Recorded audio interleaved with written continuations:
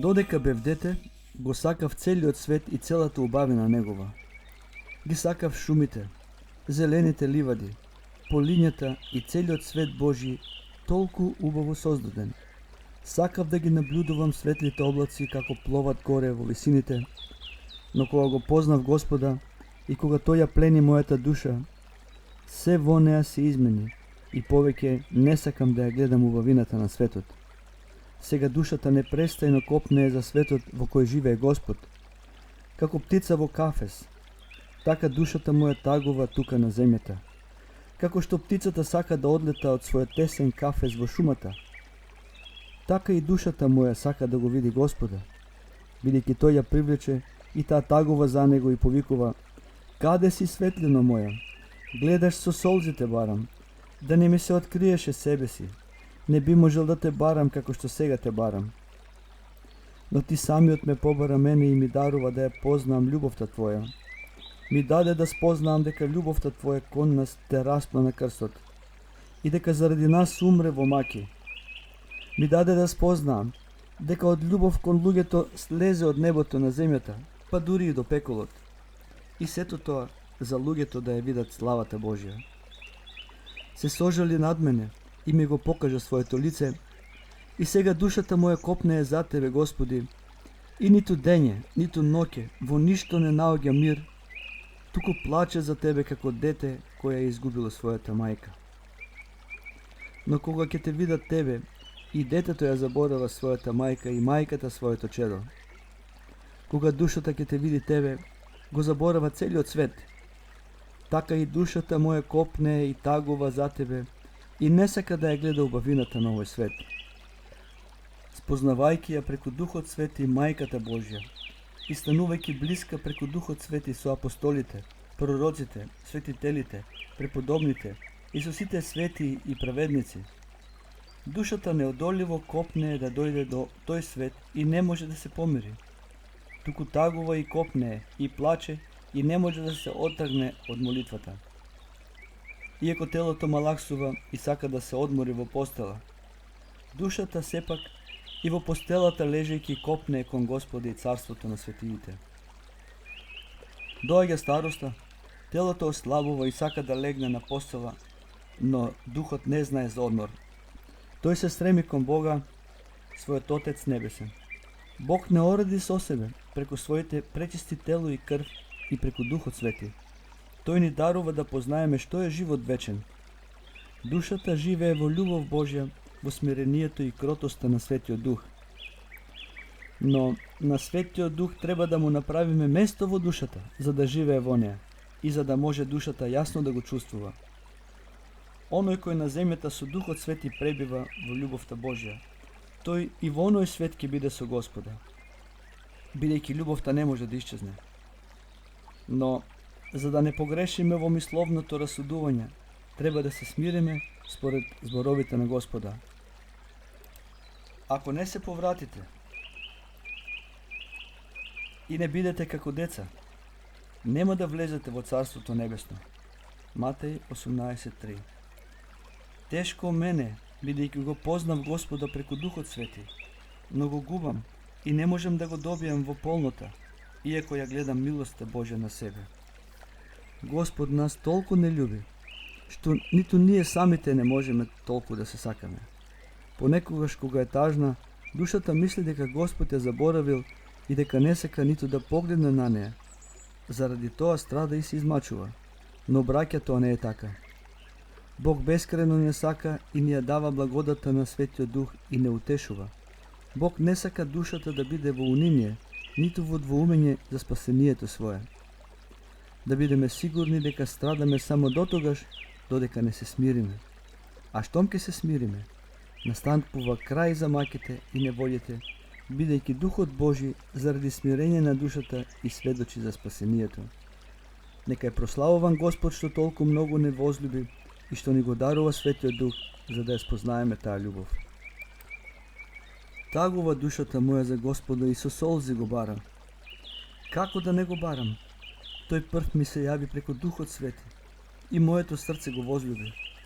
Тој ја привлече душата моја и таа тагува по него.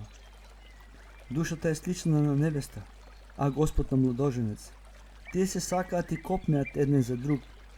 Господ по љубовта своја тагува за душата во која нема место за Светиот Дух. Познавајќи го Господа, душата копнее по него, бидејќи во Господа е нејзиниот живот и радост. Грешниот живот е смрт за душата, додека љубовта Божја е рајот во кој живееше нашиот праотец Адам до падот. Адам е оче наш, кажи ни како душата твоја го љубеше Господа во рајот. Ова не е можно да се разбере. Само душата која се допрела до Божјата љубов, таа може делумно да го разбере. А како ли е пак на мајката Божја која го љубела Господа, својот син? Никој од луѓето не може да достигне толку љубов како таа. Духот Божји не учи на љубов. И во неја пребивал и пребива истиот тој Дух Божји, Духот на љубовта. Затоа, оној кој го познал Духот Свети, може делумно да ја разбере и љубовта на мајката Божја. Колку сме среќни ние христијаните што имаме таков Бог. Жал ми е за луѓето кои не го познаваат Бога. Тие не ја гледаат вечната светлина и по смртта одат во вечната темнина. Ние тоа го знаеме, бидејќи Светиот Дух, кој е во црквата, им открива на светителите што се случува на небото, а што во пеколот. О бедни и заблудени луѓе, тие не знаат што е тоа вистинска радост. Всушност, тие се веселат и се смеат, но смејата со која тие се смеат и радоста со која се радуваат се претвараат во плач и тага. Нашата радост е Христос. Со своето страдање, тој не запиша во книгата на животот. И ние во Царството Небесно ќе бидеме вечно со Бога и ќе ја видиме славата Негова и ќе се насладуваме со неа. Наша радост е Духот Свет. Тој е благ и пријатен и сведочи на душата за спасението. О, браќа мои, ве молам и ве преколнувам во името на Божјото милосрдие. Верувајте во Евангелието и во сведоштвото на Светата Црква, и уште тука на земјата ќе го вкусите рајското блаженство. Бидејќи Царството Божие е внатре во вас, љубовта Божја внесува рај во душата. Многумина кнезови и господари, почувствувајќи ја таа љубов, ги напуштиле своите престоли. Тоа е и разбирливо, бидејќи љубовта Божја е огнена и до солзи ја насладува душата со благодатта на Светиот Дух, така што ништо земно не може да се спореди со неа.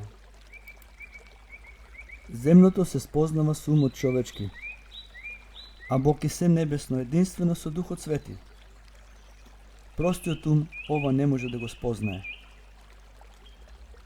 Кој ќе го спознае Бога преку Духот Свет, заборува на земјата како да не постои, и дури откако ќе прекине со молитвата, очите негови повторно почнуваат да ја забележуваат.